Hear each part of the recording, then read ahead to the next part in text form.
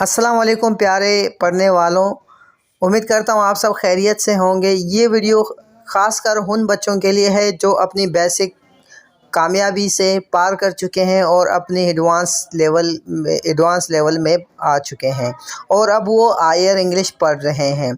जैसे ही आप advance level में पहुंचेंगे तो आपको क्लॉजेस और फ्रेजेस पढ़ाए जाएंगे। जी हाँ बच्चों, क्लॉजेस और फ्रेजेस आपके लिए बहुत ही ज़रूरी हैं। अगर आप हायर इंग्लिश पढ़ना चाहते हैं, सीखना चाहते हैं, या तो आप इंग्लिश में महारत हासिल करना चाहते हैं, तो बेसिक से हट के अगर आप लेवल में पहुंचेंगे तो आपको सबसे पहले क्लॉजेस के बारे में आगाही दी जाती है।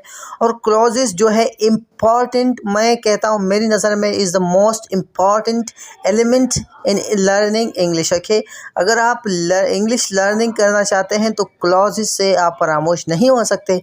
आप क्लॉजेस को छोड़ नहीं सकते। आपको क्लॉजेस समझने हैं, फ्रेजेस समझने हैं। तो ये बहुत ही सिंपल है अगर आपको इसको सही से समझें। दूसरी तरफ से ये बहुत ही मुश्किल भी हो सकती है अगर आप इसको ना समझें, क्योंकि इसमें बहुत सी कन्फ्यूजन होती है। इसके फंक्शंस होते हैं, adjective clause, noun clause, adverb clause, और इस तरह इसकी फंक्शंस होती हैं। ठीक है, तो फ्रेजेस की भी इसी तरह फंक्शंस होती हैं। इसके दो टाइप्स होते हैं, डिपेंडेंट क्लॉज, इंडिपेंडेंट क्लॉज। तो ये सारी चीज़ें आपको बहुत ही कंफ्यूज करेंगे, लेकिन आपको टेंशन लेने की ज़रूरत नहीं है, आपको घबराने की ज़रूरत नहीं है। क्यों?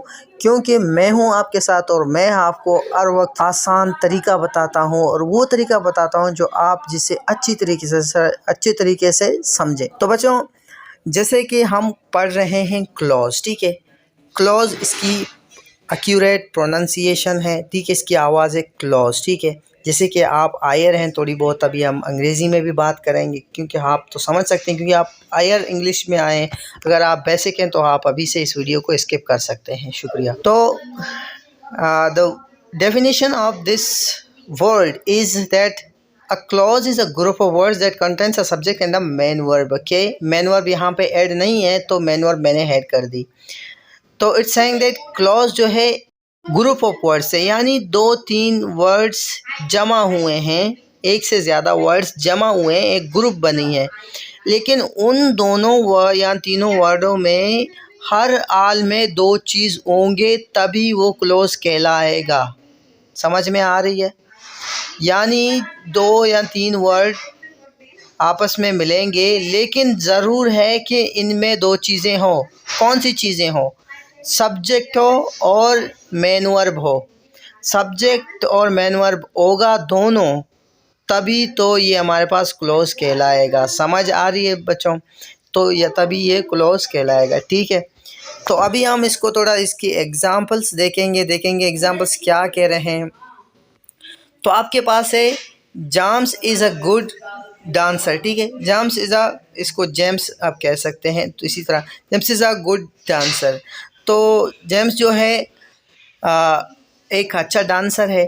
कैसे? अब ये क्लॉज कैसे हुआ? देखें, इसमें जेम्स जो है ये जो है आपके पास सब्जेक्ट है, और आपके पास इज़ जो है यहाँ पर functioning as the main verb. Okay, is यहाँ पर ये आपके पास 1 क्लॉज हो गया। अब आपके पास 2 क्लॉज हैं। दूसरा, अब ये 2 फ्रेज हैं आपके पास। पहला फ्रेज कह रहा है have never been to Paris, मैं पेरिस कभी नहीं गया। अब दूसरे फ्रेज में कह रहे हैं nor have I visited Dubai, ना ही मैं दुबई विज़िट कर चुका हूँ, ठीक है। इसी तरह ये आपके पास 2 फ्रेजेस हैं। समझ आ गई आपके पास? ये दोनों फ्रेज एक दूसरे से रिलेट करते हैं, ठीक है। लेकिन ये जो हैं 2 क्लॉजेस हैं, ये दोनों इंडिपेंडेंट क्लॉज हैं, अकेले ये वो कर सकते हैं, ठीक है। ये दोनों क्लॉज क्या है? इंडिपेंडेंट क्लॉज हैं। अकेले हों तो ये दोनों का ही एक एक मतलब निकल सकता है। अब आपके पास तीसरा एग्जाम्पल है। तीसरा एग्जाम्पल में 3 इंडिपेंडेंट सेंटेंसेस हैं। अभी हम तीनों इंडिपेंडेंट सेंटेंस को अकेले में भी पढ़ सकें तो अकेले में भी इनका एक एक मतलब निकलेगा। देखिए, पहला सेंटेंस में कह रहे हैं चार्ल्स वांट्स होगा, ठीक है। Charles wants to buy a car, Charles एक गाड़ी खरीदना चाहता है। I want to buy a motorcycle, मैं एक मोटरसाइकिल खरीदना चाहता हूँ। But I don't have enough money, मगर मेरे पास का इतने पैसे नहीं हैं, ठीक है। तो इसी तरह 3 क्लॉजेस बन गए। ये मतलब अब देखें, हर देखो सेंटेंस में एक सब्जेक्ट है, एक مین ورب ہے، تو اسی طرح اس کو کہتے ہیں کیا؟ کب سے بول رہا ہوں، کلوز کہتے ہیں، کلوز کہتے ہیں اس کو، اور یہ انڈیپینڈنٹ کلوز ہے، ٹھیک ہے بڑے جان۔ ابھی ہم مین کلوزز کے ٹائپس کو پڑھنے جا رہے ہیں۔ مین closures are of two types, یعنی مین کلوز جو ہیں دو طرح کے ہیں، دو ٹائپ کے ہیں، ٹھیک ہے۔ پہلا ہے انڈیپینڈنٹ کلوز اور دوسرا ہے، یا پہلا ہے انڈیپینڈنٹ کلوز اور مین کلوز، یا انڈیپینڈنٹ کلوز کہتے ہیں یا مین کلوز کہتے ہیں، ٹھیک ہے۔ پھر دوسرا ڈیپینڈنٹ کلوز اور سب آرڈینیٹ کلوز۔ میں پہلے آپ کو بتا چکا ہوں کہ کلوزز کے دو ٹائپ ہوتے ہیں، پہلا ہوتا ہے ڈیپینڈنٹ کلوز، دوسرا ہوتا ہے انڈیپینڈنٹ کلوز، ٹھیک ہے، یہ ہو گیا۔ اب اس کی فنکشنز ہوتے ہیں کس طرح، تین فنکشنز ہوتے ہیں آپ کے پاس، noun close, adjective close, adverb close, یہ فنکشنز ہوتے ہیں۔ اس پہ آپ کو کنفیوز نہیں ہونی چاہیے کیونکہ آپ ایڈورب جانتے ہیں۔ اگر کسی سینٹینس میں کلاز کی فنکشن ایڈجیکٹو کام، یعنی جو کام کر رہا ہو ایز این ایڈجیکٹو تو وہ ایڈجیکٹو کہلائے گا، اگر کام کر رہا ہو ایز اے ناؤن تو ناؤن کہلائے گا، کام کر رہا ہو ایز این ایڈورب تو ایڈورب کہلائے گا، لیکن پھر بھی اس کو ہم سمجھیں گے، آپ ٹینشن لیں مت۔ تو ابھی ہم پڑھنے جا رہے ہیں انڈیپینڈنٹ اور مین کلاز، ٹھیک ہے۔ یعنی کہ انڈیپینڈنٹ کلاز وہ کلاز، اب اس کی ڈیفینیشن لیں گے۔ An independent clause is a complete sentence. It is a group of words that has both a subject and a verb, and it also expresses a complete thought. It makes sense on its own.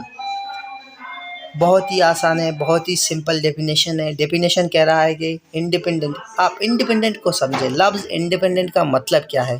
یعنی آزاد، ٹھیک ہے۔ Independent کا مطلب ہے آزاد، یعنی وہ جملہ جو آزاد ہے، آزاد یعنی اکیلے میں ایک مطلب دے سکتا ہو، اکیلا ہو تو اس کی ایک مطلب نکل سکتی ہے، یعنی آزاد جملہ ہے۔ اب اس کی ہم اتنی بڑی ڈیفینیشن کا ترجمہ اس طرح کر سکتے ہیں۔ بچوں ابھی آپ کے سامنے اس کے ایگزامپلس ہیں۔ ایگزامپلس میں دیا گیا ہے کہ ای wants to be N astronaut, ٹھیک ہے، ایسٹروناٹ بننا چاہتا ہے۔ ایسٹروناٹ اسے کہتے ہیں جو اسپیس میں، آسمان میں، خلا میں ٹریول کرتا ہو، ٹھیک ہے، اسے کہتے ہیں، ٹھیک ہے۔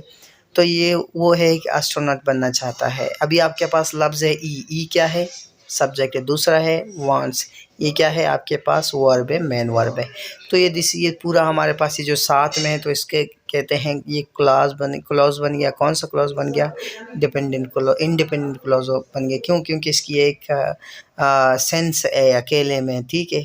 تو دوسرے آپ کے پاس ابھی ہم پڑھنے جا رہے ہیں dependent Claus, okay. Dependent Claus یا سب ordinate Claus. Dependent Claus, a dependent clause contains a subject and a verb, but it does not express a complete thought. It depends on main clause to express a complete thought. بہت ہی آسان ہے، کوئی tension لینے کی ضرورت نہیں ہے۔ اب دیکھیں، اس سے پہلے ہم پڑھ چکے ہیں انڈیپینڈنٹ کلاز۔ انڈیپینڈنٹ کلاز وہ کلاز ہے جو اکیلے اپنا ایک سینس دے سکتا ہے، ٹھیک ہے۔ اکیلے ہو تو اس کا ایک مطلب نکل سکتا ہے، مطلب وہ آزاد جملہ ہے جو اکیلے رہ کر اپنا ایک میسج کنوے کر سکتا ہے۔ لیکن اس کی دوسری ٹائپ جو ہے ڈیپینڈنٹ کلاز، آپ کو اتنی اللہ تعالیٰ عقل دے کہ جو انڈیپینڈنٹ ہے یعنی وہ آزاد جملہ ہے۔ تو ڈیپینڈنٹ ہے تو ظاہر سی بات ہے وہ آزاد نہیں ہے، یعنی وہ اکیلے رہ کر اپنا ایک میسج کنوے نہیں کر سکتا ہے۔ سمپل سی بات ہے، آسان سی بات ہے، آپ اس کو سمجھ لیں، ٹھیک ہے۔ تو کس طرح اب ہم اس کو دیکھیں گے تھوڑی بہت۔ تو اس کے ایگزامپلس ہیں آفٹر آل وینٹ آؤٹ۔ اب دیکھیں اس کی کوئی جواب نہیں ہے، آفٹر آل وینٹ آؤٹ۔ اب یہ اکیلے، اس میں کیا ہے؟ ساری چیزیں ہیں، سبجیکٹ ہے، مین ورب ہے، لیکن پھر بھی اس کا کوئی کیا ہے آپ کے پاس سینس نہیں ہے، آپ سمجھ نہیں رہے ہو بھی کہ کہہ کیا رہا ہے۔ تو دوسری طرف آپ کے پاس ہے اس کا دوسرا جملہ آئی لاک دا روم۔ آئی لاک دا روم، یہ آفٹر آل آپ کے پاس کون سا کلوز ہے؟ Dependent close. کس پہ کلوز ہے؟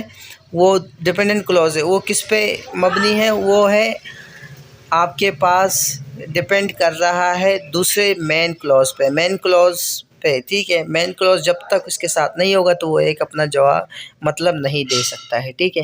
اب دیکھیں اس کو ساتھ میں ہم پڑھیں گے، اس کا مطلب نکالیں گے۔ After all went out I locked the room.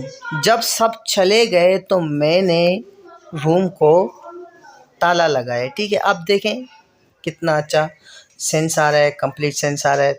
Complete sense ایسے نہیں آتا، ایسے میں پتہ نہیں چلتا جب تک ہم یہ جو ہے انڈیپینڈنٹ کلاس کو ڈیپینڈنٹ کلاس سے نہیں جوڑتے. دوستوں امید کرتا ہوں آپ کو آج کی ویڈیو مکمل طور پر سمجھ آئی ہے، اور اگر ابھی تک بھی آپ کو کوئی کنفیوژن ہے آپ اس ویڈیو کو دوبارہ دیکھ لیں، تسلی کر کے سمجھ لیں. میں امید کرتا ہوں کہ آپ کو سمجھ آئی ہوگی، اور پھر بھی آپ کو سمجھ نہیں آیا تو آپ پھر سے مجھے میسج کر سکتے ہیں، میں آپ کو سمجھا دوں گا. ٹھیک ہے، کوئی ٹینشن کی بات نہیں ہے.